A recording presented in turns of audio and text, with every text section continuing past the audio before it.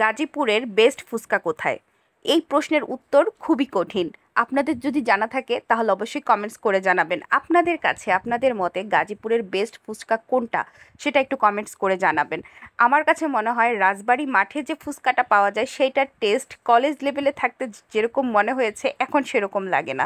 মহিলা কলেজে যখন পড়তাম তখন ওই ফুচকার যে টেস্ট ছিল এখন সেটা ট্রাই করলে এখন সেই টেস্ট পাওয়া যাবে না।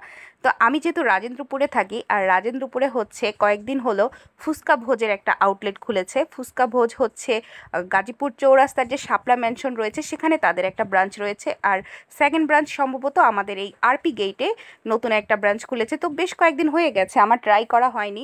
তো আমি আজকে সন্ধ্যার পরে এমনিতে এসেছিলাম ফুচকা খাওয়ার জন্য, কোনো ভিডিও করার জন্য আসিনি। তো আমি যখন এসেছি তো ভাবলাম শেয়ার করি আপনাদের সাথে। আপনারাও যদি এখানকার ফুচকা ট্রাই করে থাকেন আমাকে কমেন্টস করে জানাবেন যে আপনাদের কাছে কেমন লেগেছে। আর যারা শাপলা ম্যানশনের ফুচকা ভোজটা ওখান থেকে ট্রাই করেছেন তারাও কিন্তু কমেন্টস করে জানাতে পারেন যে ওইখানকার টেস্টটা কেমন। এই আউটলেটটি হচ্ছে আরপি গেটে, আর এটা হচ্ছে মোড়ল মার্কেট বা শাহিন স্কুলের পাশে যে মার্কেটটা রয়েছে সেখানে বললেই হবে, সিএডি মাঠের অপোজিটে।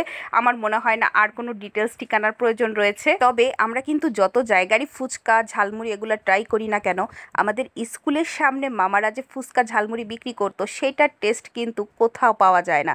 আসলে এখনও গিয়ে যদি আপনি সেই স্কুলের সামনের ঝালমুড়ি ট্রাই করেন সেটার টেস্ট পাবেন না। আসলে বয়সের সাথে সাথে টেস্ট যেমন চেঞ্জ হয় তেমনি এক একজনের রুচিও এক এক রকম। আমার কাছে যেটা ভালো লাগবে সেটা আপনার কাছে ভালো নাও লাগতে পারে। তাই আমি আমার প্রতিটা ভিডিওতে বলি আমি ফুড ব্লগার নই, আমি খেতে ভালোবাসি, পছন্দ করি, সেটাই আপনাদের সাথে শেয়ার করি। তো আমরা এখানে নিয়েছিলাম হালিম, তারপর ঝালমুড়ি আর ফুচকা। ফুচকাটা পুরো গাজর দিয়ে ডেকোরেশন করা ছিল, গাজরই বেশি ছিল, আর 2 টাইপের টক ছিল। আমার কাছে ফুচকার চাইতে টকটা বেশি ভালো লেগেছে, টকটা আনকমন লেগেছে। আর ফুচকার প্লেট হচ্ছে 60 টাকা। তারা ফুচকার ডেকোরেশনে গাজরের সাথে চানাচুর ইউজ করেছে, যেটা অনেকের কাছেই ভালো লাগবে, অনেকের কাছেই ভালো লাগবে না। তবে আমার কাছে আনকমন লেগেছে। আপনাদের কাছে ফুচকার ডেকোরেশনে চানাচুর কেমন লাগে সেটা কিন্তু অবশ্যই কমেন্টস করে জানাবেন। আর আপনাদের কাছে গাজীপুরের মধ্যে বেস্ট ফুচকা কোন জায়গায়, অথবা পানিপুরি ভেলপুরি এটা কোন জায়গায় বেস্ট পাওয়া যায় আপনারা প্লিজ একটু কমেন্টস করে জানাবেন। আমারও জানা থাকলেও কখনো সুযোগ হলে আমি অবশ্যই ট্রাই করব।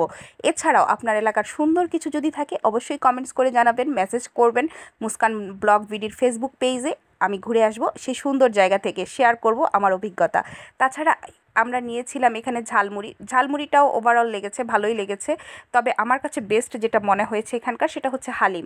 হালিমের ছিল 70 টাকা করে হালিম, আর খাসির মাংসের হালিম, যেটা আমার কাছে খুবই ভালো লেগেছে। কে কে ফুচকা ভোজের এই ঝালমুড়ি হালিম তারপর ফুচকা ট্রাই করেছেন সেটা কমেন্টস করে জানাবেন, এবং আপনাদের অভিজ্ঞতাও কিন্তু আপনারা কমেন্টস করে জানাবেন। ভিডিওটা যদি ভালো লাগে অবশ্যই শেয়ার করে দিবেন।